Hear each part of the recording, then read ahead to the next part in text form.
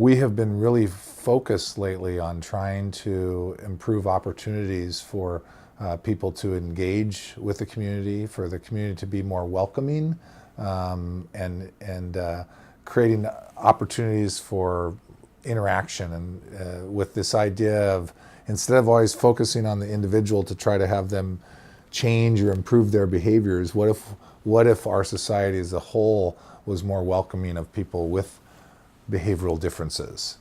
We have seen some traction in this area. Some of our bigger employers in King County and this area have really seen this as both their responsibility and an opportunity. And I think that we here in Seattle always pride ourselves on this concept of being inclusive and welcoming. But a lot of people don't recognize the problem that currently exists in our society for this population. They see it with other marginalized populations, but this population hasn't benefited as much as others have. And we want to change that. We want to see that change.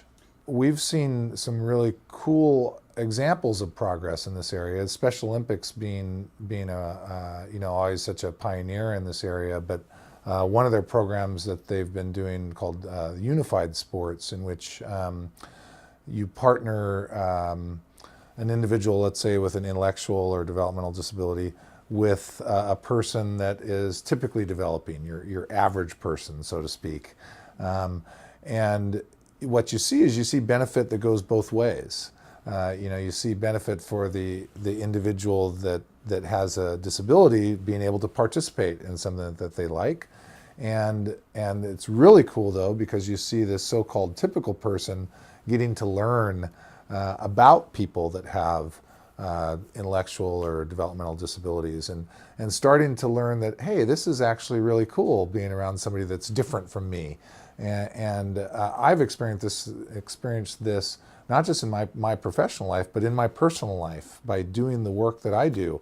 How much more enriching my life is by being around people that have these differences. A lot of the first barrier for people that have never, let's say, never even met somebody or spent time with somebody that has an intellectual or developmental disability is try to get over that initial fear and just treat people with respect like you'd treat anybody.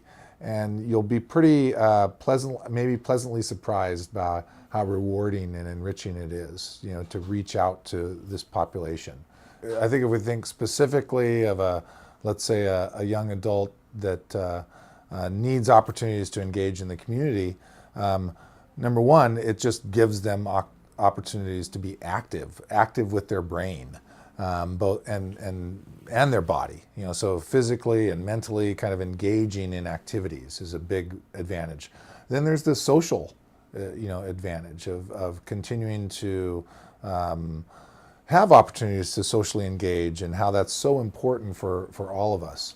And I'd say another area to think about is it's really beneficial not just for the individual, it's beneficial for the people around that individual, so their family and their community, to have that person as part of the community around them as opposed to on the sidelines. So I think those are some more kind of concrete examples of how programs like Special Olympics or other programs like that really are so beneficial to people.